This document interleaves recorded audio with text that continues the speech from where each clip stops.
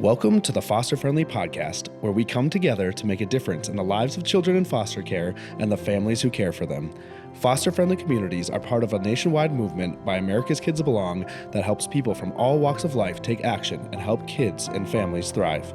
You'll hear from former foster youth, foster and adoptive parents, social workers, faith and business leaders, and other experts on how to engage in meaningful ways. Our hosts Brian, Travis, and Courtney explore inspiring stories of everyday people making a difference in foster care where they live and work. Hello and welcome to the Foster Friendly Podcast today. I'm Courtney Williams. I am a foster mom to over 60 kiddos and a mom to 9. And I am the foster care recruitment manager for America's Kids Belong, joined by my co-host Brian Mavis, who is our founder and executive director. Hello, Courtney. It's good. I just got back from a sabbatical. It's good to be back. This is kind of my first official assignment. Awesome. We're so glad you're back, but also glad you got a little break. Thank you. Thank you.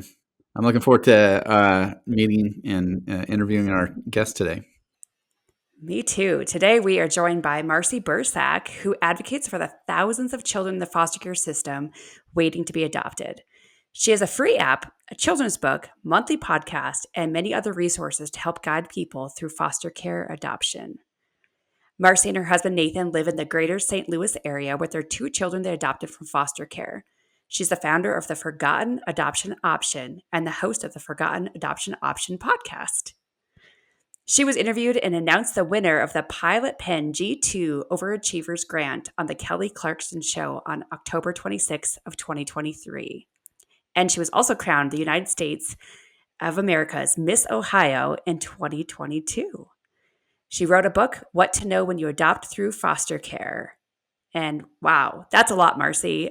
We are so thankful. You're obviously a busy lady, and we are thankful that you are joining us today. Yeah, Marcy. So you got a lot going on. And before we dive into these deep questions we got for you, what's a week in the life of Marcy look like?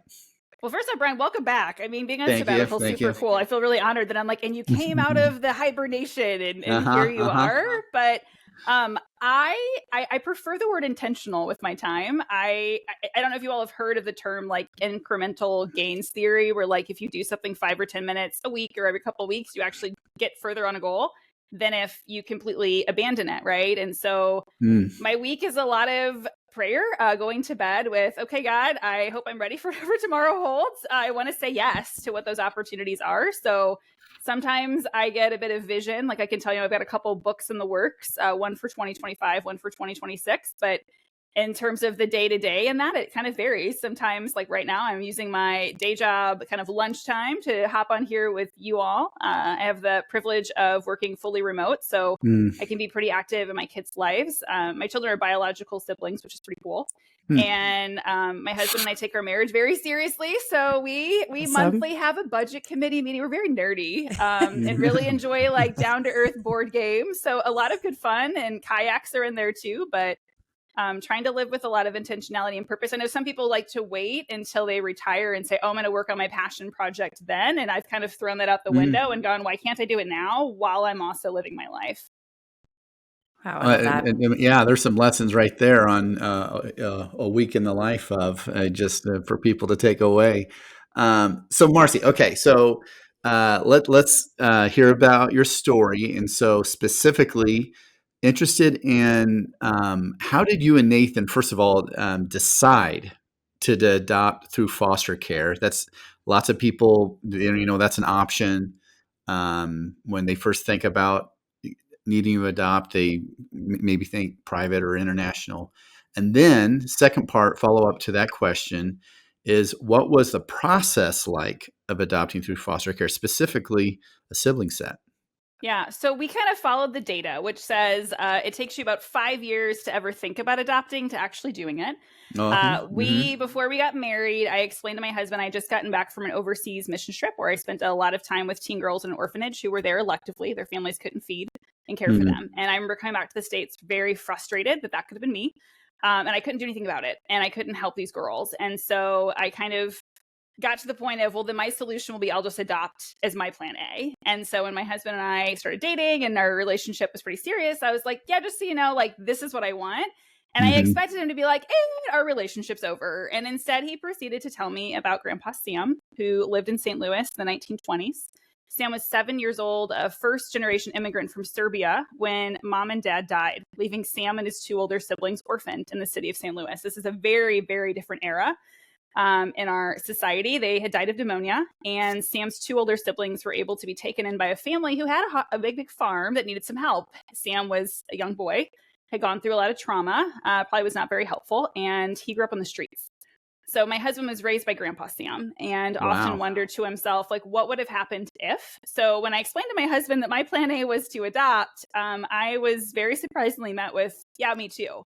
And so we didn't know how. We found all those options, Brian, as you mentioned. You can adopt an infant, you can adopt internationally. And his one requirement was, like my grandpa, I want to adopt in our backyard, and I want that kid to not be a baby. And I said, okay, like that makes a lot of sense. Sam was 7. How do we maybe pay it forward for another Sam?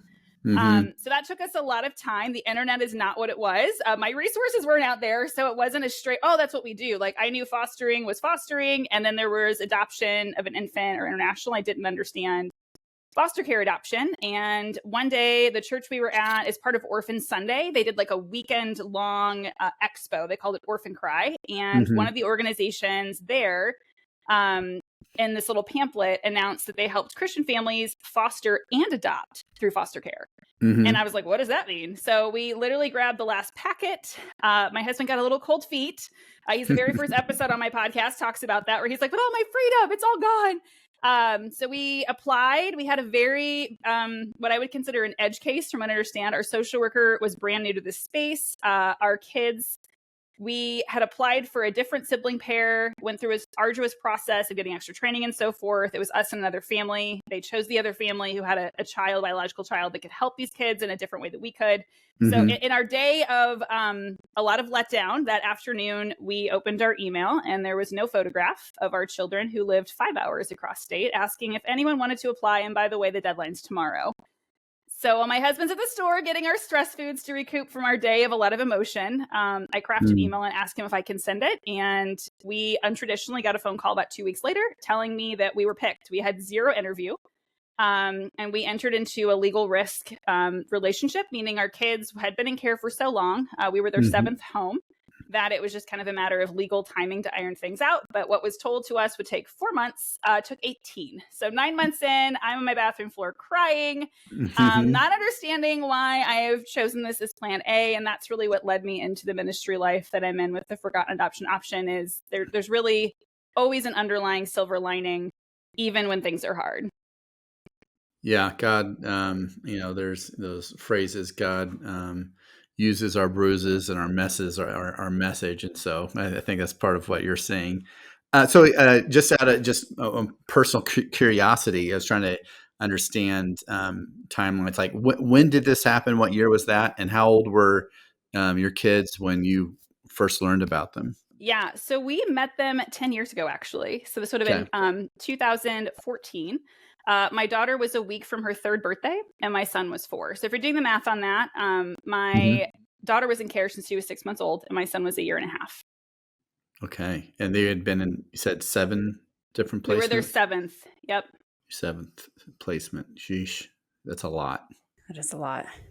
And now teenagers. Yeah. I've got an 8th grader and a 9th grader. It's an exciting time. We embrace all ages. We're only a child for 20% of our lives. So, our voices change. We get a little bigger, and then we're an adult. I love it. Yeah, it sounds like it's kind of similar to our story in the sense that when we started looking into foster care and adoption, really adoption was international. Like that's what we keep seeing. We didn't know anybody that had adopted through foster care. But God called us to start a ministry. And so we started looking into things, and everything seemed to be, for the most part, it was, those orphans overseas. And so we had to do a deep dive into foster care and foster care adoption and become, in a sense, the experts that we could help other people just in our small church in North Dakota. But tell me a little bit more about why you birthed the Forgotten Adoption Option and what that looks like. Yeah, well, a lot of it, Courtney, was similar, right? Like, how do you find information when you don't know? Because we didn't either. We didn't know anyone had done this. And so we're like, what do you do? And really what happened is people were watching us. We had, at the 9-month mark, my husband and I discussed about maybe what we could do was blog, because then we could tell more people we knew about what we were going through, but we would really curb it to our perspective as the adoptive parent. Not ever bad talking the bio family, not ever explaining why our kids were in care, but really keeping it about us and our journey as a way to protect our kids, but also to open people's eyes. Like, this is right around us. And it was really that blog that then turned into our adoption was finalized. And then we had people coming over after our kids were in bed, and they come over for 2 hours. And we'd be like, and this is how we did it. And it, it wasn't a straight line. It was this and that and emotions and this and make a left turn. And all those families did it.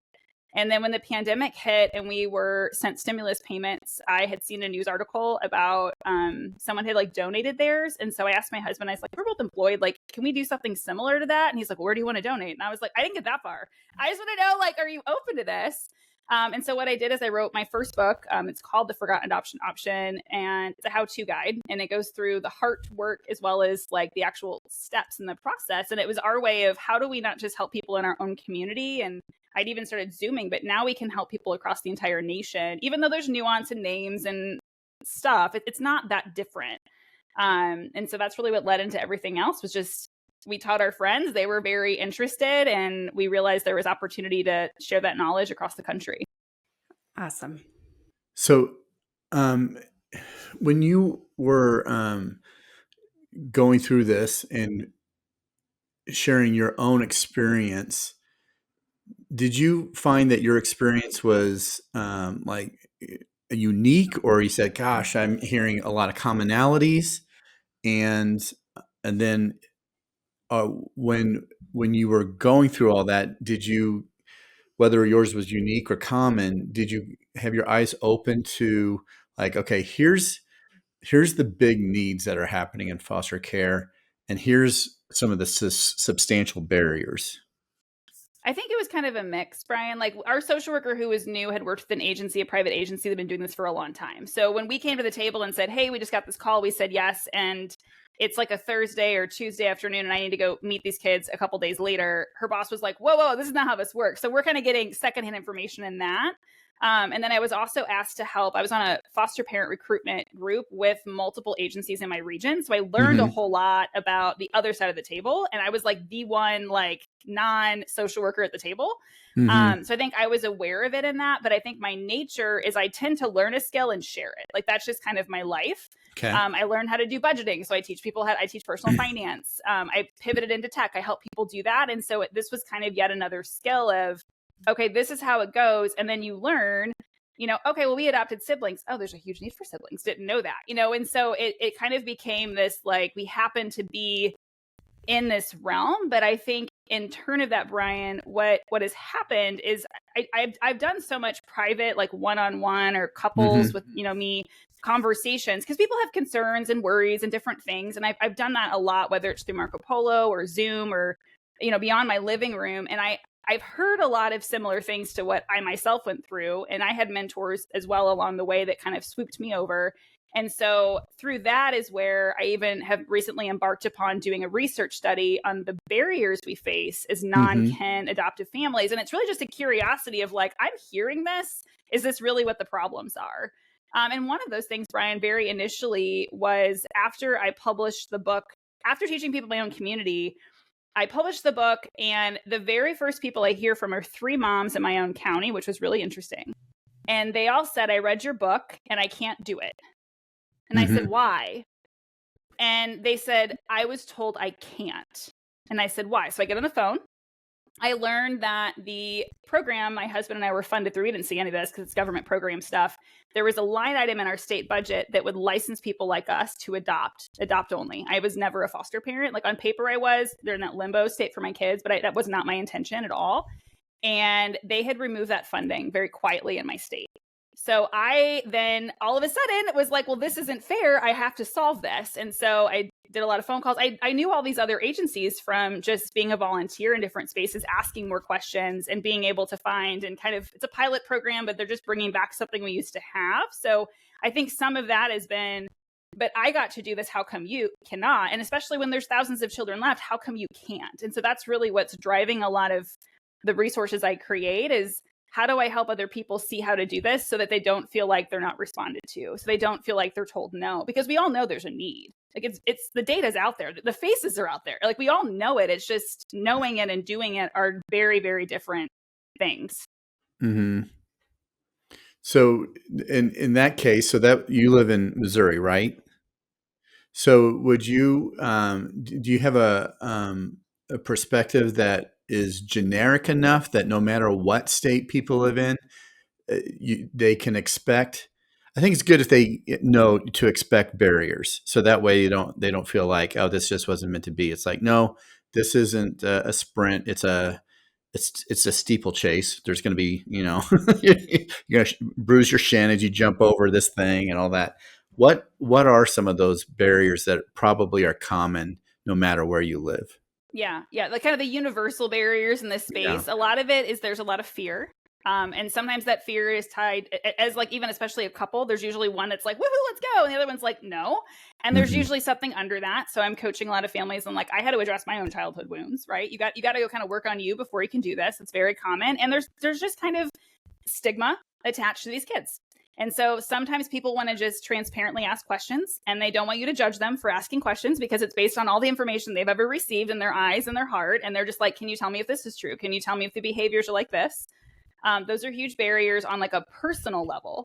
And then when you get into the system level, you get the, I reached out, they never called me back or they never emailed me back. Then you get the, I'm supposed to be in this class in 2 months, but they never responded. And then you get, oh yeah, the social worker changed. And then you get, they lost my paperwork. That one happens all the time. So a lot of that commonality, Brian, is really, I'm then helping empower families like me that are going through this process saying, okay, so expect this, expect that they're going to leave you. And expect that they're going to lose your paperwork. So here's how to mitigate that, right? You make copies of everything. You follow up to everything. You put a reminder, but meanwhile, also having that empathetic heart of this person's competent. This person's just overwhelmed. And so make sure, like we practice a lot of delivery of how do you follow up with the social worker who last week you followed up and then it's the holiday break and they're not responding. And it's like, first off, give them a day and then let's respond like this. And reminding them. But then there's also the piece, Brian, that gets really complicated, which is if you go into this process and say, I want to adopt through foster care, which we all know you can do in some states are, more direct than others. The problem is what happened to me and happens to many of us is the moment you're done with your first rounds of classes to be kind of foster licensed, they'll call you with an emergency, really sad case and say, can you take these kids? And this is where my husband intervened and he was like, wake up, Marcy. And I was like, what? And he was like, I know this is a sad story and you're not a mean person, but we said adoption. And if we all of a sudden say yes to foster, that outcome's very different. And now the beds that we have ready for 2 children are taken by kids that might be with us indefinitely. And that I think is one of the hardest struggles we all face on the other side, because we feel like jerks. Like we don't want you to call us with this really sad story. You want to help a kid. You signed up this to help a kid. And then you said, I want to adopt, but yet you're presented these temporary arrangements, which are valiant. We have, wonderful people. Courtney, you fostered. Like people are great that do that, but not all of us have that intention. And so that even is something I work with families on the front end of like, you have to be ready to remind them over and over and over and over and over and over and over and over what your intention is. Because it's not always reciprocated. Even if you say I want this age range, they're going to call you for something outside that age range. And that's another barrier is you have these like impulse decisions. Like, I need you to decide in 2 minutes, Brian, I have this age of kid. You need to tell me right now on the phone. And if you need to go talk to your significant other and call back, even in 10 minutes, it's likely they're not going to call you back because they already found someone else. And so you have a lot of just really confusing details to this space because you go into it saying, hi, I'd like to kind of proceed this way. And then you're presented with things like you don't go on Amazon and Google something or, search for something that you want to purchase, expecting them to left field you something completely non-related. And that's a lot of the coaching that I do with families is like, you have to remember and you have to really drive this because you're really empowered on the other side to partner, but partnering is also speaking up and advocating for yourself and your family. That's good. Yeah. And I really appreciate how you've categorized kind of the two main barriers. There's the personal and then there's the system. And so a lot of people, I think, they skip over the personal part. So it's like, yeah, you might need to do some interior reflection on some of your own stuff. So that's really good. It can be hard, right? Because we care about kids and we feel compelled and that it's urgent to help kids, but we can only be as good of a parent as where we've gone ourselves, right? And so like that was even for me, like I want to get through the therapy that I need to go through first, because when my kids are going to need that later, if they're going to need it, I want to say, this is the name of my person and therapy's awesome. Like, it's healthy and good. Yeah, and it really is. Yeah, it's important to examine your own history, your own motives. I know that some people have gone into it saying they've got a hole in their heart and they wanting a child to help fill it, and it's like, I think you need something else to fill that heart, hole before you expect a child to do that. Because as a parent, you're meant to be the giver, not the taker. Right. And I hear that a lot with people that come kind of driven by the infertility story. And so that's even just another dialogue of like, you really have to unpack those expectations. My newest book, What to Know When You Adopt Through Foster Care, a number of families share how they kind of grieved that loss before ever entering into this, so that they were like whole heart ready and not like expecting this kid to meet an expectation, but really, like you're saying, there to parent the child and coach. Yeah. And it's interesting because just listening to you speak, as the foster care recruitment manager, I have this job to recruit foster parents, which is very different than kind of what you're speaking of. Because the biggest thing I talk to people all the time, pretty much every single day, is foster care is meant to be temporary. Yes, adoption does happen, and there are kids waiting to be adopted, but we also need these in-between homes. So you very much focus on the adoption side of foster care, right? Right. Really advocating for the 113,000 kids that are legally in a foster home or residential facility that are stuck there until either they age out or we adopt them. And so, it's those are the kids that, unfortunately, they're part of the 50%, that 50% of the time, right, the data shows that kids in foster care reunify, and then the other half, they don't. And then those kids are who I'm focusing on, the ones that don't get to reunify, that are just waiting to have a permanent family. Yeah, I want to make sure I highlight that for some of our listeners who are still, trying to wrap their head being introduced to this space, is to think about foster care as there is this big number of kids out there, but they essentially fall into two buckets. One with the goal towards reunification with a biological family, and the other bucket is that goal. They probably started in that goal, but it got changed. And the goal now is to find permanency through adoption. So if you're new to this space, remember those two broad categories. And so speaking of that, there's in that one second bucket, there's 18,000 kids right now a year who age out. And so that means that they've turned typically 18 years old.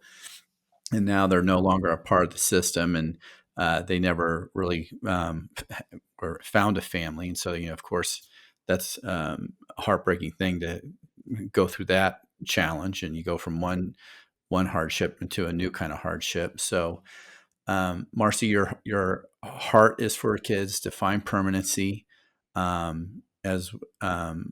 What would be your like final thought, or maybe not a thought, maybe an encouragement to people who are considering adopting through foster care?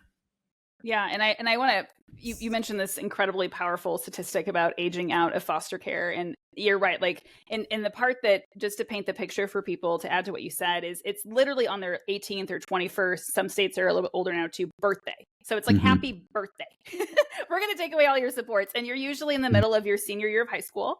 The statistics show you're not likely to be in college. And so there's just this like shambling of supports. And I think for people that are in this space trying to journey it, I think it's always remember your why. And if your why, like Brian mentioned earlier, is you have this hole in your heart, you need to unpack some other things that are worth navigating. But if your why is also like, I just really want to do this, I really want to help. Maybe you already have biological children, maybe they're adults, or maybe they're older, maybe they're younger, and you even have questions around birth order, or you're not sure as a single person. Like, yes, you can, is kind of the short version of all of that. And one of our favorite quotes as a family is that you don't have to be the perfect parent to be a child's perfect parent. And that it's not really about you having it together. I know so many times any sort of life event that we're thinking, oh, it's not the right time, or it's not the perfect time. There never is a perfect time. Ever. I love what one of the families I've coached has said to their community up in Michigan, is that if everyone could just go get licensed, because then you're ready whenever the opportunity presents itself. And I don't know how that would really impact the child welfare system, but man, I think about how beautiful that could be if we're all just ready to help when we get a phone call of need. And so just encouraging that, like, if you have questions, if you are unsure and you're kind of like nervous, to ask them.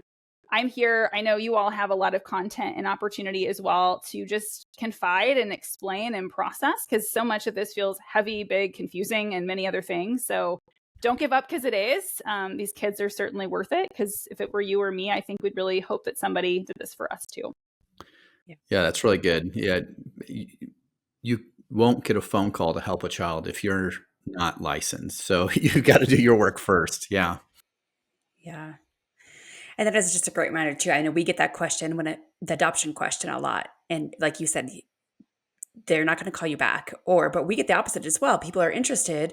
They see a waiting child, they see a picture, they see a video, and their heart gets attached to that child. And then by the time they go through the licensing process, that child is hopefully placed in a family. So take the next step, right? Like to get licensed first, because it doesn't work. I think people sometimes get lost in that process, and then they get discouraged when the one kiddo that they really felt drawn to is no longer available for adoption. Yeah, and that was Marcy's story, right? Yeah. Yeah. And to your point, Courtney, because I get that a lot of people were like, oh, but I was going after this kid or this sibling group. And I have to often remind them that might be an inspiration for you, but be very open to where the need is. And that's just, I think, a coaching opportunity, right? Like we all don't know, because there's other scenarios in our life where we can go online and we can see the thing that we think we're going to be connecting with, right? And so it's just kind of a rewiring of expectation. Yeah. Yeah, I love the mentorship that you provide, because I feel like that's what a lot of people need. And then the mentoring afterwards, right? Now that we're in the thick of it, how do we do this? How do we keep going? Well, awesome, Marcy and listeners, on our website, we have a resources page full of resources that are books, podcasts, trainings, videos, many different things. And we do have Marcy's resources on there as well, the Forgotten Adoption podcast, as well as some of her books. So as well as that, Marcy, so people can find that resource page in the show notes for today, but also how can people just follow you? Yeah. And thank you for being included in there and being on this podcast. It's been such a great conversation. I think a lot of us have just kind of like, opened our eyes to things. But you can find me easily on ForgottenAdoptionOption.com. And to reach out one-on-one, you can find me on LinkedIn, Instagram, and Facebook. Awesome. You say it so smoothly. It's hard for me to say without tripping on my words. You've got it down. Yeah.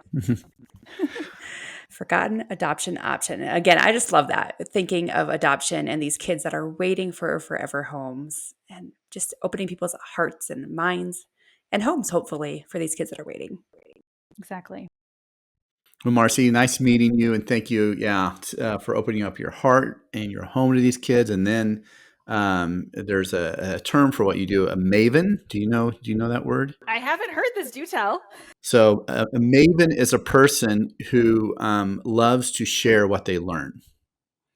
And so that you've taken your own experiences, your own learnings, and you've said, I would love to share this so other people don't have to go through, so many dead ends. And so appreciate you sharing so much what you learn and mentoring others.